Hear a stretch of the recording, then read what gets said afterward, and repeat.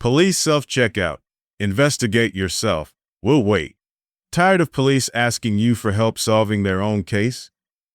Introducing Police Self-Checkout, the innovative kiosk where officers can scan their badge, select, do your job, and receive instructions on how to detect crime without asking you for your pen. Revolutionary. The Redacted Cafe, where the receipts stay sealed. Welcome to the Redacted Cafe, the only coffee shop where phones go in Faraday bags and nobody cares who you vote for. Order a flat white without being psychoanalyzed. Speak freely. No recording, no tracking, just caffeine and autonomy. Scrubbed. Digital bleach. For your life. Don't delete. Disintegrate.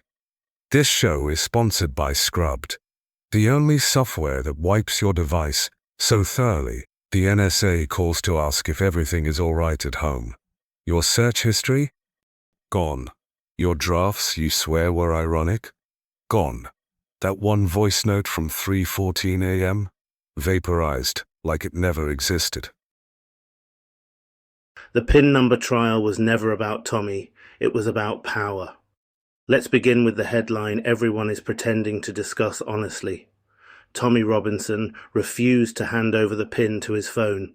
The state tried to slap him with a terror-related charge for it. A judge threw it out and said the stop was unlawful. I don't care if you think Tommy Robinson is a hero of free speech, the final boss of right-wing chaos, or the human embodiment of a Greg's steak bake left in the rain. This is not and has never been about the man. This was a stress test of your rights. Because if the state can demand the keys to his private life without lawful basis, they can and will come for yours. And some of you don't seem scared because you think the state only turns its teeth on people you politically dislike. That's how civil liberties die, not in a dramatic explosion. They die in the sound of your own shrug. Let's be real clear about the principle here. I am not obligated to help the state build a case against me. Period. You, as the government, have police, have analysts, have digital forensics divisions, have legal frameworks, have counter-terror powers already stretched to a ridiculous degree. If you want access to my device, get a warrant. Send the phone to the lab. Decrypt it your damn self. Do not turn citizens into unpaid evidence technicians. I am not my own investigator. I am not my own prosecutor. I am not required to unlock the handcuffs you're trying to put on me. The PIN number is not just a code.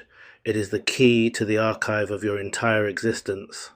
Your phone holds, your private conversations, your notes you never intended anyone to see, screenshots you took for emotional documentation, photos of the people you love, photos of the people you loved, your draft messages where you finally said the thing you never sent, your financial history, your location memories, your grief, your joy, your voice memos from nights you were unraveling.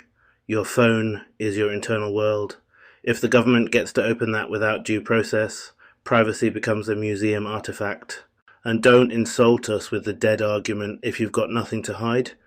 That phrase is the anthem of someone who either has never been profiled, or has never been targeted, or has never actually been interesting enough for the state to notice. Privacy is not about guilt. Privacy is the barrier that separates human beings from livestock. Livestock are monitored. Citizens are not supposed to be. The moment the assumption becomes the government is entitled to know, you have already lost. Let's talk about what the state actually tried to do here. They used terror legislation, the most powerful, most disturbing tool in the state's arsenal, to try to force a person to unlock their phone. Not because there was evidence, not because there was a security threat, but because they disliked who he was and what he represented. That is political policing. Political policing is the first stage of authoritarian governance, not dramatic tanks on the street authoritarianism, the slow, polite version, the quiet erosion, the we are only trying to keep you safe version, the version where people clap because they think it only applies to the people they already dislike. The state is testing for obedience, not guilt. This case wasn't about terrorism. It was a compliance drill, a test balloon, a lab experiment. How far can we push before the public says no? They wanted to see, will the public accept the idea that police can demand phone access at will? Will the public cheer it on if the target is someone controversial? Will the public fail to understand the precedent? The answer, unfortunately for many, was yes, please take more of my rights. I don't trust myself to have them. I'll make this even plainer. If the state can demand Tommy Robinson's phone for being politically inconvenient, they can demand a journalist's phone for protecting sources, a protester's phone for organising marches, a teacher's phone for messaging colleagues, a teenager's phone for a meme they didn't like, your phone for being uncooperative. Rights are universal, or they are fiction. If you only defend rights for people you like, you don't believe in rights. You believe in privileges, and privileges are granted by power, which means power can take them away. Let's not forget how the state frames this. They will say, we just need the PIN, that's all. No, they are asking you to voluntarily open the vault. Your refusal is not obstruction. Your refusal is your last line of autonomy. And let's be absolutely unapologetic about this next sentence. Inconveniencing the police is not a crime. The police are not entitled to ease. The police are not entitled to shortcuts. The police are not entitled to your participation. They are supposed to investigate, not demand self-service evidence. Do your job. Detect, analyze, prove, show evidence, convince. That is the entire premise of criminal law. So, here is the public lesson. Never hand over your passcode voluntarily, not because you're hiding something, but because the right to silence exists for a reason. The right to privacy exists for a reason. The right to not self-incriminate exists for a reason. If the state wants access, they must go through due process. And if due process is too difficult for them, good. That is the point of due process. Rights are supposed to slow the state down. Say it clearly, with no apology. I do not owe the police access to my phone. Say it again. I am not required to assist in my own prosecution. Say it again. Convenience for the state is not a legal obligation for the citizen. Say it louder. If you want it, get a warrant. Tommy Robinson didn't win. Privacy won. And I need you to understand what that means, because this country has a memory like a sieve when it comes to civil liberties. The public forgets, the state remembers, and the state waits, always. This case is not a quirky moment in the news cycle.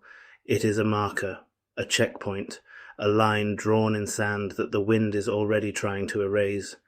If the state had succeeded here, if they had secured the legal right to compel you to unlock your phone simply because they asked, then the UK would not have announced it. There would be no press conference, no dramatic shift, no drum roll. It would simply become normal. And nothing is more dangerous than what becomes normal. Normal is how freedoms end. Normal is how they get you to swallow what you never would have agreed to outright. Normal is how they convince you that your right to private identity is now suspicious by default. Normal is the real weapon. We are living in a political moment where the government doesn't need a villain, it can manufacture one. And if the public already accepts the narrative that refusing to comply equals guilty, then the state doesn't even need evidence anymore. The evidence will come from your own hand, from your unlocked device, from your own digital shadow. They don't need to prove who you are. They just need to make you open the door. And many of you, good people, ordinary people, will be convinced to hand them the keys in the name of cooperation, not justice, not safety, cooperation. That word has been twisted into a moral posture. You're told, if you don't comply, what are you hiding? No. Ask the real question. If the state is entitled to everything inside my phone without cause, what privacy do I actually have? Because rights don't vanish in one dramatic swoop.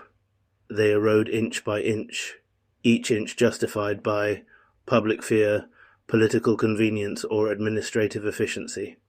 And once the state is allowed to cross 1 inch, it will come for the second, and the third, and the fourth. It always does. Power spreads, power expands, power tests the door, checks the hinge, studies the lock, and waits for you to get tired. That is the architecture of every authoritarian shift in history, not conspiracy, pattern.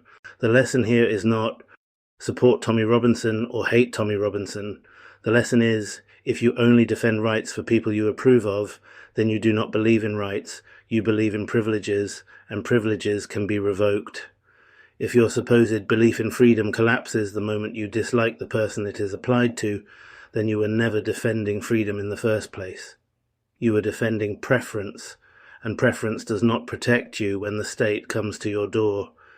If you want privacy to exist, it must exist for everyone, including people you dislike, disagree with, argue with, or would never invite to your table, because the same legal mechanism used against your enemy will one day be used against you. That is how precedent works, that is how power travels, that is how democracies crack, quietly, politely, efficiently. So hear this clearly.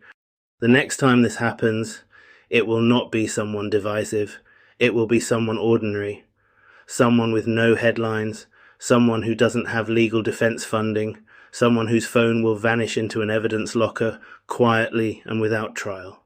Someone who will be told, just give us the code, make it easy, and the public will not notice, because no one will know their name. Privacy is not about guilt. Privacy is the final barrier between you and a state that believes your life is public property. Guard it like your last inheritance, because it is.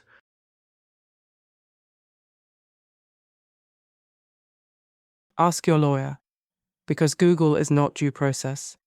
Consultation isn't confession. This episode is sponsored by Ask Your Lawyer, the app that answers, do I have to tell them that? Short answer, no. Long answer, no. But with legal punctuation. Stop confessing to authority like you're in church. Ask your lawyer, because silence is a complete sentence. Promo code, per my solicitor.